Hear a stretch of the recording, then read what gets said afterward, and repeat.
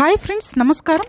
Dark red కలర్లో స్వీట్గా ఉండే గాజర్ అయినా పర్వాలేదు, లేదంటే కొంచెం ఆరెంజ్ కలర్లో చప్పగా ఉండే క్యారెట్ అయినా కానీ రెండు ఒకే విధానంలో అన్ని ఇంగ్రీడియంట్స్ కరెక్ట్గా వేసి మీరు హల్వా చేసుకున్నట్లయితే చాలా ఫాస్ట్గా టేస్టీగా ఉంటుంది, తొందరగా అయిపోతుంది. తప్పకుండా వీడియో ఎండ్ వరకు చూసి ఒక్కసారి రెసిపీ ట్రై చేసి చూడండి. మీకు రెసిపీ నచ్చినట్లయితే తప్పకుండా ఛానల్ సబ్స్క్రైబ్ చేయండి, రెసిపీ లైక్ చేయండి, షేర్ చేయండి. చూడండి, ఇక్కడ మొదలు స్వీట్ అన్నప్పుడు తప్పకుండా డ్రై ఫ్రూట్స్ వేసుకుంటాం కదా. మీరు డ్రై ఫ్రూట్స్ లేకపోయినా పర్వాలేదు, మీరు డ్రై ఫ్రూట్స్ ఉన్నట్టయితే ఏదైనా పర్వాలేదు. ఇక్కడ కాజు, పిస్తా, బాదాం, చిరోంజి, దాంతోపాటు కిస్మిస్, ఇంకా వాటర్ మిలన్ సీడ్స్ తీసుకున్నాను నేను, కర్బూజా విత్తనాలు. పిస్తా, బాదాం మీరు కావాలనుకుంటే చిన్న సైజులో కొంచెం క్రష్ చేసుకోవచ్చు లైట్గా, లేదంటే బాదాం సన్నటి స్లైసెస్ చేసుకోవచ్చు. ముందుగా క్యారెట్ లేదా గాజర్ ఏది ఉన్నా పర్వాలేదు, ఒక 10 minutes మీరు వాటర్లో అలా నానబెట్టేసి పైన శుభ్రంగా కడిగేసి హెడ్ అండ్ టైల్ రెండు వైపులా తొక్క తీసేయాలి. ఎందుకంటే ఇసుక రెనువలు ఉంటాయి కదా, మనకు తినేటప్పుడు ఇసుక రెనువలు నోట్లో తగిలే అవకాశం ఉంటుంది. మీరు ఇసుక రెనువలు ఎక్కువగా ఉన్నట్టయితే పైన తొక్క వీలైతే తీయండి. నేను ఇక్కడ తొక్క తీయట్లేదు, శుభ్రంగా కడిగేసి రబ్ చేసి కడిగేసుకొని హెడ్ అండ్ టైల్ రిమూవ్ చేసేసిన తర్వాత దీన్ని సన్నగా ఈ విధంగా తురిమేసుకుందాము. దాదాపు 300 to 400 grams వరకు గాజర్ తీసుకున్నాను నేను. ఆ తర్వాత ఒక మందంపాటి గిన్నె లేదా కడాయి లేదా నాన్ స్టిక్ ప్యాన్ ఏదైనా పర్వాలేదు, కానీ కర్రీస్ చేసుకునే దాంట్లో అయితే మీరు ఒకసారి బాగా శుభ్రంగా కడిగి తీసుకోవాలి, లేదంటే కర్రీ ఫ్లేవర్ వచ్చేస్తుంది. దీంట్లో కొద్దిగా నెయ్యి వేసేసి, నెయ్యి లేకపోయినా రిఫైన్డ్ ఆయిల్ అయినా పర్వాలేదు ఫ్రెండ్స్, దీంట్లో డ్రై ఫ్రూట్స్ చిన్న మంటలో పెట్టేసి ఎక్కువగా మాడిపోకుండా లైట్గా బ్రౌన్ కలర్లోకి వచ్చేంత వరకు వేయించుకొని దీన్ని పక్కకు తీసి పెట్టేద్దాము. నేను ఈ నెయ్యి వేసుకొని డ్రై ఫ్రూట్స్ వేయించేసుకుంటున్నాను. దీంతో పాటు ఇలైచీలు సన్నగా మిక్సీ పట్టేసి గ్రైండ్ చేసి 1 టేబుల్ స్పూన్ వరకు ఇలైచీ పౌడర్ తీసుకోండి. చూడండి, డ్రై ఫ్రూట్స్తో పాటు ఇలైచీ పౌడర్, దీంతో పాటు చక్కెర ఇక్కడ గాజర్ తీసుకున్నట్టయితే డార్క్ రెడ్ కలర్లో ఉన్న గాజర్ తీసుకున్నట్టయితే తక్కువ చక్కెర అవసరం ఉంటుంది. నేను జస్ట్ 1 కప్పు మాత్రమే తీసుకున్నాను, 1 కప్పు కూడా లేదు, కప్పు కంటే తక్కువగానే ఉంది.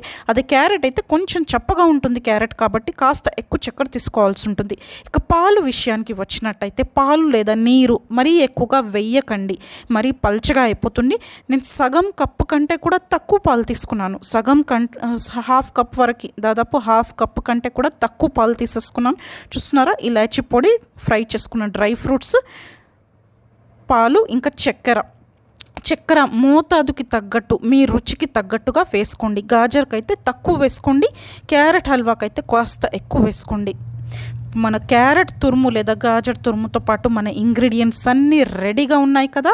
మరి ఇంకెందుకు ఆలస్యం, 2 నిమిషాల్లో హల్వా రెడీ అయిపోతుంది.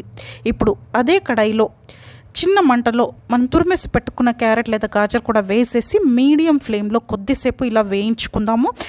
దీంట్లో ఎక్కడ కూడా ఎక్కువ నీళ్లు కానీ పాలు కానీ ఎక్కువ పోయాల్సిన అవసరం లేదు. మనం వేయించేటప్పుడే దాదాపు మగ్గిపోతుంది. చూడండి, కొద్దిగా డ్రై ఫ్రూట్స్లో ఉన్న నెయ్యి పోసుకుంటున్నాను నేను. కొద్దిగా నెయ్యి పోసుకొని 1 టేబుల్ స్పూన్ పోసుకొని లైట్గా దాన్ని మీడియం ఫ్లేమ్లో వేయిస్తుంటే కలర్ చేంజ్ అయిపోతుంది, మగ్గుతుంది, సాఫ్ట్గా మగ్గిపోతుంది. వెంటనే మూత పెట్టి ఒక 7-8 నిమిషాలు చిన్న మంటలో అలా వదిలేద్దాము. ఆ స్టీమ్కి మగ్గిపోతుంది. చూస్తున్నారా, చక్కగా కొంచెం సాఫ్ట్గా అయిపోయింది. మీరు ఒక్కసారి ఫింగర్తో ప్రెస్ చేసి చూడండి, ఇలా అయిపోతే సరిపోతుంది. ఒక 5 to 6 minutes సరిపోతుంది ఫ్రెండ్స్. దాదాపు 70% ఇది ఉడికిపోయింది. ఇప్పుడు దీంట్లో చక్కెర, మనం తీసి పెట్టుకున్న చక్కెర కూడా దీంట్లో వేసేసి అదే మీడియం ఫ్లేమ్లో అలాగే తిప్పుతూ కలుపుతూ దీన్ని ఫ్రై చేసుకుందాం. చక్కెరలో నెయ్యిలో ఇది 90% ఉడికిపోతుంది ఫ్రెండ్స్. చక్కెర వేసిన తర్వాత చక్కెర కరిగిపోయి, ఆ కరిగిపోయిన చక్కెరలో నీళ్ళూరి దాంట్లో చక్కగా సాఫ్ట్గా స్మూత్గా అయిపోతుంది. మీరు నాన్ స్టిక్ ప్యాన్ లేదా మందంగా ఉన్న కడాయిలో ఇలా చేసుకున్నట్టయితే ఎక్కడ కూడా అడుగంటదు. ఇలాగే తిప్పుతూ కలుపుతూ ఉండండి. వావ్, ఎంత సూపర్గా ఆ కలర్ కానీ రుచి కానీ ఎంత బాగా అనిపిస్తుంది అంటే వెంటనే తీసుకొని తినేయాలనిపిస్తుంది. ఒక్కసారి చక్కెర మీరు టేస్ట్ చేసి చూడండి. షుగర్ సరిపోయినట్టయితే మీరు ఈ స్టేజ్లో ఇంకాస్త వేసుకోవచ్చు. ఇప్పుడు చక్కెర కరిగిపోయిన కొద్దిగా దగ్గర పడిన తర్వాత పాలు పోసేద్దాం. పాలు మళ్ళీ చెప్తున్నాను, పాలు తక్కువగా పోయండి. మీరు మిల్క్ స్కిప్ చేసినా ఏం ప్రాబ్లం లేదు, కానీ మిల్క్ పోసినట్టయితే కాస్త రుచి రెట్టింపు అయిపోతుంది, ఇంకాస్త రుచిగా ఉంటుంది. ఎక్కువ పాలు పోయొద్దు, కొద్దిగానే పోయండి. ఒక 4 టేబుల్ స్పూన్లు 5 టేబుల్ స్పూన్లు అయినా పర్వాలేదు పోసి చిన్న మంటలో పెట్టి దాన్ని కొద్దిసేపు తిప్పుతూ కలుపుతూ మూత పెట్టేసి లేదా లిడ్ పెట్టి దాన్ని కొద్దిసేపు మగ్గనిద్దాం.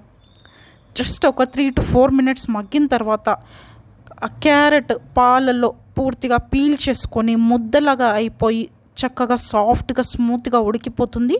దగ్గర పడిన తర్వాత ఇప్పుడు ఇలైచీ పౌడర్ కూడా వేసి బాగా మిక్స్ చేసేసి ఒక బౌల్లోకి తీసేసుకుందాము. చూస్తున్నారా, ఎక్కువ పాలు ఉన్నట్టయితే దాన్ని కాస్త గట్టిపడేంత వరకు మీరు ఫ్రై చేసి తీసేసుకోండి. ఇప్పుడు ఆఖరిలో కరిగించిన నెయ్యితో పాటు వేయించుకున్న డ్రై ఫ్రూట్స్ వేసి సర్వ్ చేసుకోవడమే వేడిగా. ఆహా, సూపర్ టేస్టీగా ఉంటుంది ఫ్రెండ్స్. డెఫినెట్గా ఒక్కసారైనా ట్రై చేయండి వీకెండ్లో లేదా చిన్న పార్టీస్ అప్పుడు. తప్పకుండా అందరూ మిమ్మల్ని మెచ్చుకుంటారు. మీకు రెసిపీ నచ్చుతుందని ఆశిస్తున్నాను. ధన్యవాదాలు.